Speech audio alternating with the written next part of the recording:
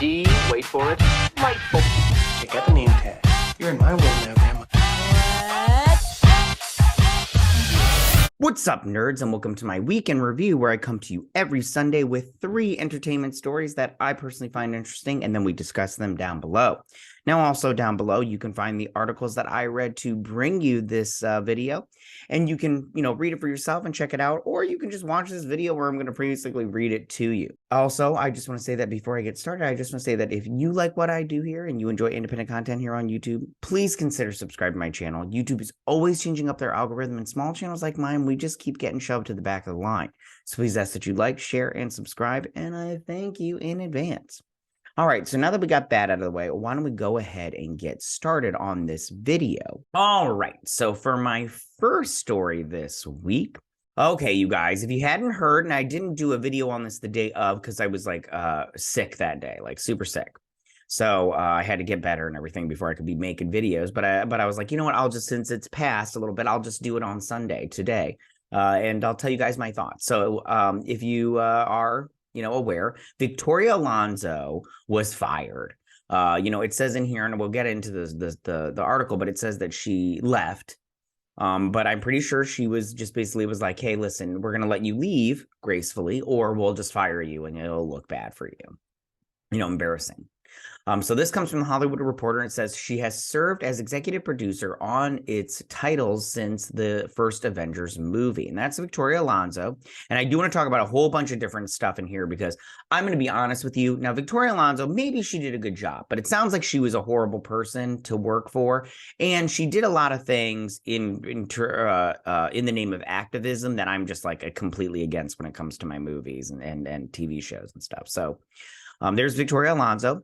So it says Victoria Alonso, the longtime and high-profile Marvel Studios executive whose time with the company dates back to the first Iron Man, has left the studio, multiple sources tell the Hollywood Reporter. And that's it's true now, as in terms of, Okay, the reasons for the exit are unclear, but she parted ways with Marvel on Friday, sources say. Now, I just want to say real quick, a lot of people I just saw online were saying that she was a scapegoat. And that they were trying to save money. Bob Iger's looking to free up, I think it was a 7.3 million. Don't quote me on that. I can't remember exactly how much it was. Maybe it was, no, it wasn't billion. It had to be million, right? I don't know. But he's trying to free up a bunch of money. Maybe it was billion. Maybe it says it in this article. I can't remember. It's been a little while since I read it. But anyways, so I just there's a lot of different stuff in terms of what it could be, but I have thoughts. Okay, and I'll give you a sec. I'll just give me a second. I'll give you all my nonsense. Okay, so it says Alonso had been with the company since the earliest days of the Marvel Cinematic Universe, establishing an ensemble of 17-year run, and watching the studio grow from operating above the Mercedes-Benz dealership in Beverly Hills to being acquired by Disney during the.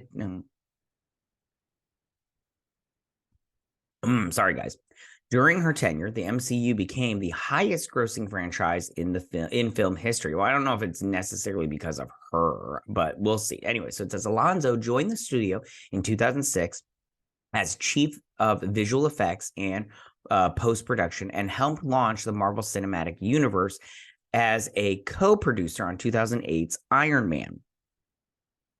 Let's see. She also served as co-producer on Iron Man 2, Thor, Captain America: First Avenger, and then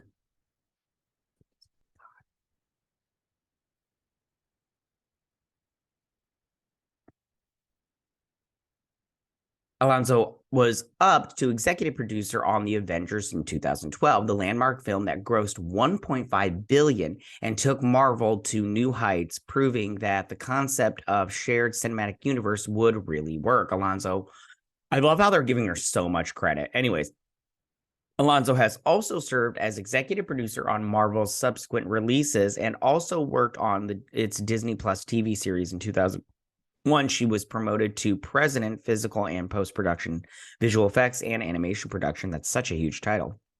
Last year, she also produced the Oscar-nominated international feature Argentia 1985. I didn't see that, whatever that is. I don't know what that is. I didn't see that. Okay. Let me read this last little part and then I'm going to just launch into her. Oh, it does mention in here. Okay. Her departure comes in the shadow of the Ant-Man and the Wasp Quantumania's poor showing at the box office and among critics and fans.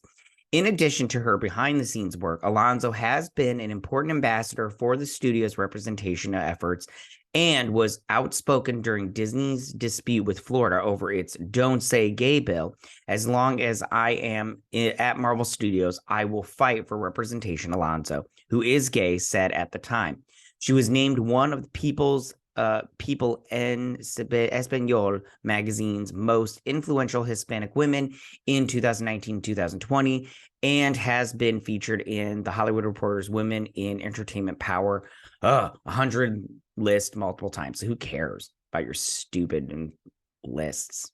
Okay, so here's my thoughts on this. Let me just get some coffee because I'm going to rip into this woman.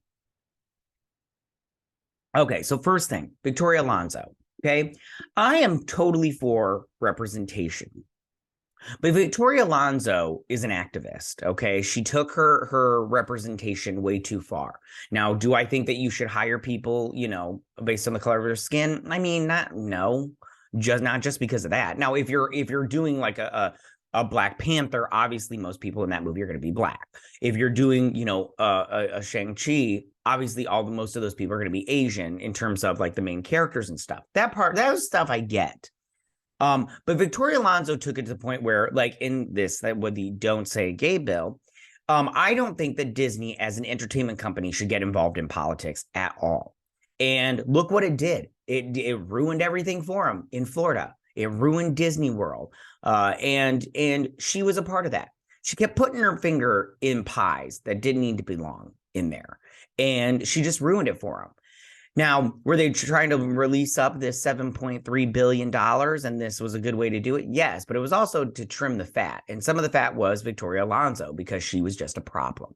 Some other articles that have come out have because she was a part of the visual effects, was saying that she was basically a tyrant when it came to the visual effects department. And a lot of visual effects people were not sad to see her go because she was just a toxic individual to work for. And that seems like it would be. I mean, she was probably one of the people that would just like, you get your job done no matter what it takes. Yeah, I don't care if you don't see your kids for 4 years or whatever, you get this movie done.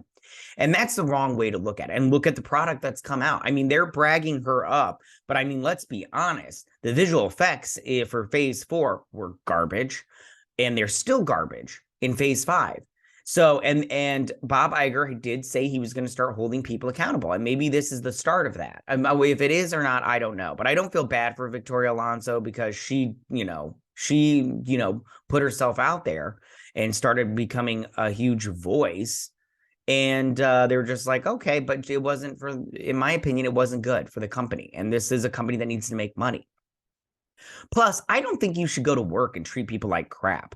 I'll give you a short story. If you give me just 30 seconds of your time.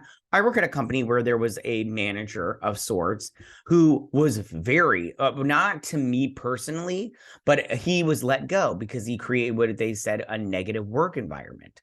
And then after he had left, I heard nothing but horror stories. And it was mostly from people higher up that he basically put the fear of God in them to get work done. And then people under him, supervisors under him, would put the fear of God in their lowerlings, and he just created that environment of just get it done, no matter what it takes, and then people it created an unsafe environment, an unhealthy environment. I'm sorry, when you're at work, you're constantly working, you're not healthy, and so they asked him to step down. They were like, listen, we're going to give you the chance to step down. If you don't, though, we're going to let you go. So they basically fired him. And I think that's what they did with Victoria Alonso. They're just like, listen, you're not creating quality work. You're causing problems for us, our bottom line, with your activism. And you're creating a horrible work environment. People don't like you. So we need to get you out of here. And I think it's a good thing. I'm just waiting for Kathleen Kennedy to get the boot. I can't wait. As soon as she gets the boot, I will be a happy daddy. I'll tell you that right now. Daddy will be happy because I don't like people that don't put out quality work and then don't listen when people are saying this is not quality work and nobody likes your stuff and they just keep going forward with the stuff nobody likes. I'm just saying. So, goodbye, Victoria Alonso. Don't let the door hit you on your butt on the way out. Okay, so that is my first story of the week. So for my second story of the week, you guys, look at this. Ciaran Hinds has been cast in The Rings of Power. And I just go, God, this show is going to suck. Season 2 is going to suck. And I'm going to cover it. Don't worry, because unless a Harry Potter project comes out, but I don't think there is. So let's read it. And I like Ciaran Hinds. I like him a lot. I think I'm saying it, Ciaran Hinds. I think I'm saying it right. Anyways, I don't know. A lot of names spelled weird overseas. Anyways, okay, so Hinds, Rory Kinnear, and Tanya Moody have all joined Prime Video's fantasy series. Good for them. All right, let's get into this article. So, Lord of the Rings of Power has added a trio of actors for its upcoming second season, including acclaimed actor Ciaran Hinds. Hinds is best known for his roles in HBO's Rome, love Rome, and Game of Thrones. I like most of seasons 1 through 4 are amazing. 5 is okay. The rest suck.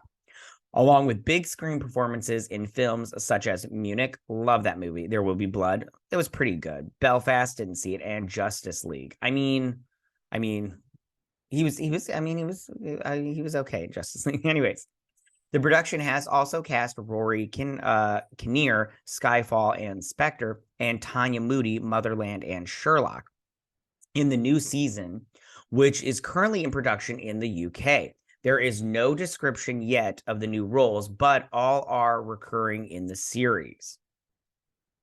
The move follows recasting the villain Adar and Sam Heseldine replacing season 1 actor Joseph Mall in the role, which I did a video on that. You guys can check it out. But I mean, if I was an actor, I'd stay far away from this show. I'll tell you that. That's and then it goes into announcing joining the new season and to all the actors that are joining the season. I don't want to get into it. The first season 8 episodes were released last spring and quickly became the streamer's most watched original series, racking up more than 24 billion minutes streamed. The Rings of Power is from showrunners and executive producers J.D. Payne and Patrick McKay. Shame on them, and tells the story of Middle Earth's second age. The second season is expected to hit Prime Video in 2024. No, please don't. I'm not interested. Okay, so now what characters could they be playing? Now, listen, I want to be honest with you. I went through some of the characters. I don't know. Ciaran Hinds does have a great voice. But who he could be playing, I don't know. Maybe he's playing like a digital character, but I don't think they're going to pay money for that. I mean, the CGI wasn't that great. Season 1 sucked. If you like season 1, I mean, I can't do anything for you. I can't help you. But but it's just going to be a disaster area no matter what. I mean, they're going full steam ahead with this nonsense. And they really, I mean, I'm sorry. Listen, I want to be honest with you. When it comes to fandom, there's tiers, in my opinion. There's tiers, and I think there's people like myself. I've read the books, I've seen the movies, and the the cartoons and everything. And I'll read the books, over, again. But I'm not like, there are some people that like read the books every year. There are some people that they know every single detail about Lord of the Rings. I'm not one of those people. I can't remember names. I'm really bad with names, especially with people's names. So I can't remember characters and stuff. Like I'll be like, oh, remember the guy with the beard and the thing. And people will be like, you mean Gandalf? And I'll be like, yeah, Gandalf, you know that and everything. Although I do know Gandalf. But yeah, I don't know who he could be playing, but good for him. But it doesn't even matter because the show is gonna suck. I'll tell you that right now. It's gonna be terrible. But I'm going to cover it, and we'll see how it turns out.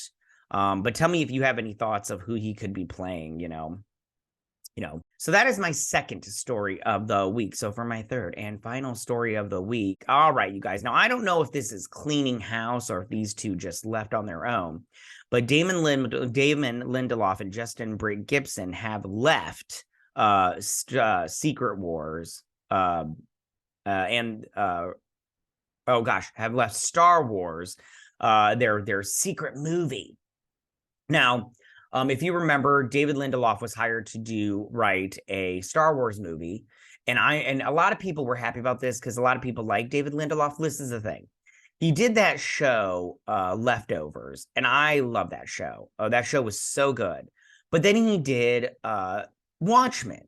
Now, I love Watchmen, the comic book. That comic book, it's my favorite comic book ever. It's my favorite. I love it. I read it once a year. Every year I read it. It's so good. It's so well written. And really, I think Alan Moore really captured like what the deconstruction of a superhero really is. Unlike now where they just tear him down to be dicks. I think that he really understood what it was to deconstruct a superhero. And I think Damon Lindelof coming in and writing that Watchmen show was just, activism nonsense. It was just nonsense. Like a small piece of me was just like, did you even read the comic book and understand what like it was about? Because that was not about deconstructing a superhero. That was just about, shoving activism in your face. All right, so let's read this. There the two men are. So it says Lucasfilm top secret Star Wars movie to be directed by Sharmeen Obaid-Chinoy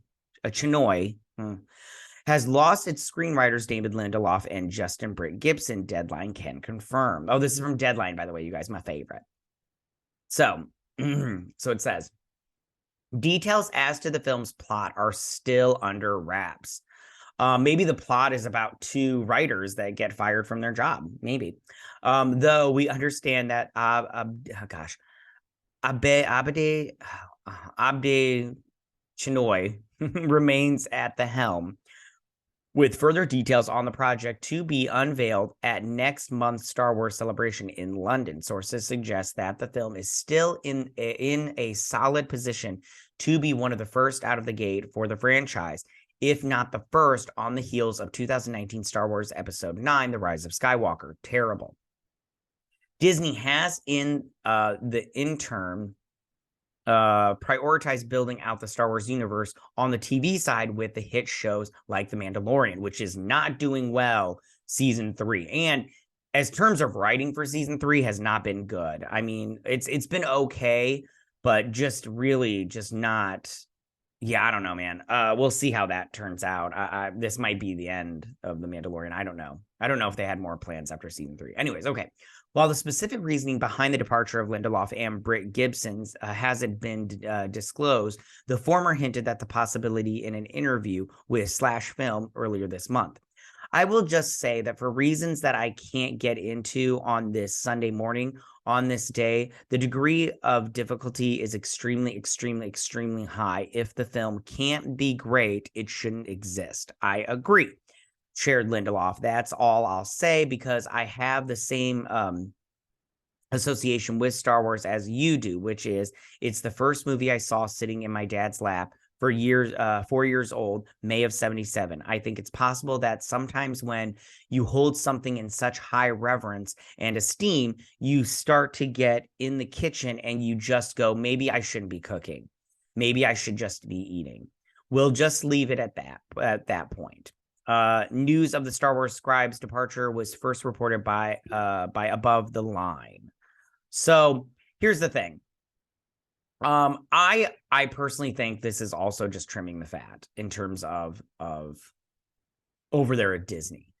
I think that Damon Lindelof wanted to add some activism like he did with Watchmen into this movie, and I think maybe Bob Iger has realized that Disney is a company that makes money, and Star Wars is a company that needs to make money. And the TV shows and Bob Iger said this last investor call, that streaming has not turned out to be as profitable as they thought.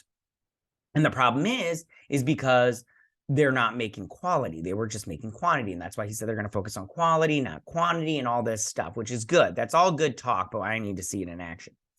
But one thing I think that he also saw was that Watchmen was very, very preachy and very identity politics and all this nonsense. It was very woke.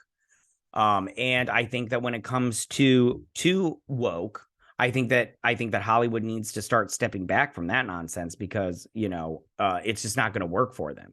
And real quick, because I know a lot of people are like, well, define woke for me. And I define it like this, and this is not my originality. I just adopted it because I think it fits perfectly. Woke is a state of awareness only achieved by those dumb enough to find injustice in everything except their own behavior.